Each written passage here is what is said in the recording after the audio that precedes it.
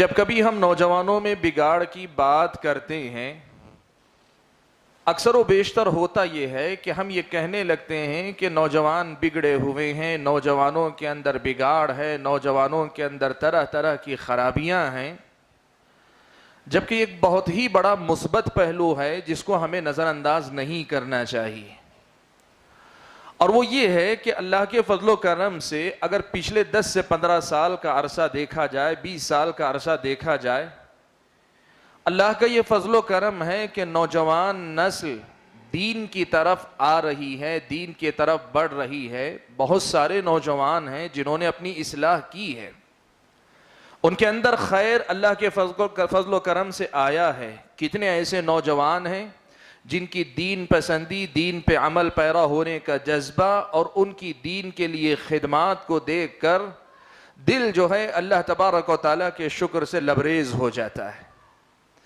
یہ بات ہم مانیں، اس بات کا ہم چرچا کریں، اس بات کا ہم تذکرہ کریں، یہ بہت ضروری ہے کہ نوجوانوں میں صرف بگاڑ ہی نہیں ہے اور سارے نوجوان بگڑے ہوئے نہیں ہیں۔ بہت سے نوجوان ایسے ہیں جو اللہ کے فضل و کرم سے نیکی کی راہ پر چلنے میں بڑی جو ہے چستی دکھاتے ہیں، نیکی کی راہ میں اللہ کے فضل و کرم سے بہت بڑھ چڑھ کر حصہ لیتے ہیں۔ آج بھی اگر آپ دیکھیں گے، ہر علاقے میں آپ دیکھیں، مسجدیں پرانے زمانے کی طرح عمر رسیدہ لوگوں سے صرف آباد نہیں ہیں۔ آج بھی ہمارے اپنے دروس، ہمارے اپنے یہ پروگرام صرف بزرگوں کی تعداد سے بھری ہوئے نہیں ہیں۔ آج بھی اللہ کا فضل و کرم ہے، آج کی اس مجلس ہی کو آپ دیکھیں، نوجوانوں کی اکثریت آج اس پروگرام میں شریک ہے۔ کہنے کا مقصد یہ ہے کہ جب ہم اس نقطے پہ بات کریں، جب اس نقطے پہ غور کریں، تو اس بات کو تسلیم کریں کہ نوجوانوں کے اندر سدھار آ رہا ہے۔ بہت سے نوجوان اللہ کے فضل و کرم سے نیکی کی راہ پر آگے بڑھتے جا رہے ہیں۔ اس کا فائدہ کیا ہوگا؟ اس کا سب سے بڑا فائدہ یہ ہوگا کہ ہم اور آپ جیسے لوگوں کو اس رخ پر، اس سمت پر کام کرنے میں اور زیادہ ہمت اور حوصلہ ملے گا کہ ہماری محنتیں رائے گاہ نہیں جا رہی، ہماری کوششیں ناکام نہیں ہیں۔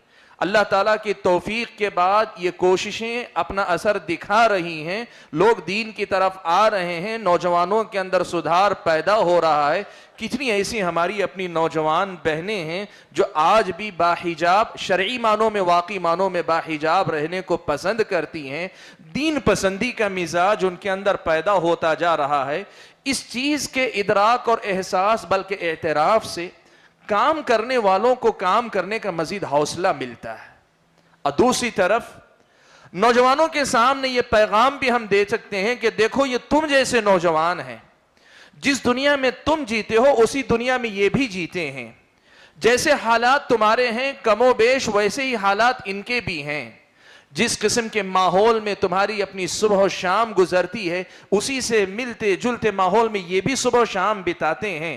اس کے باوجود اگر وہ دین پسندی کے جذبے میں آگے بڑھتے نظر آ رہے ہیں تو پھر تم کیوں نہیں ان کے راستے پہ چل سکتے؟ یہ چیز نوجوانوں کے سامنے لانے کی بڑی شدید ضرورت ہے کہ معاشرے میں بگڑے ہوئے نوجوانوں کا تذکرہ کرنے سے پہلے سدھرے سنبھلے ہوئے اور اپنی صحیح راہ پہ چلنے والے نوجوانوں کا ہم نہ صرف یہ کہ ان کی اس خیر کا اعتراف کریں بلکہ ان کی ہمت افزائی کریں اور انہیں ترغیب دلائیں کہ اس راہ پر تم آگے بڑھتے جاؤ، اللہ تبارک و تعالیٰ کے بڑے پسندیدہ اور چہیتے بندے تم بنتے جاؤ گے۔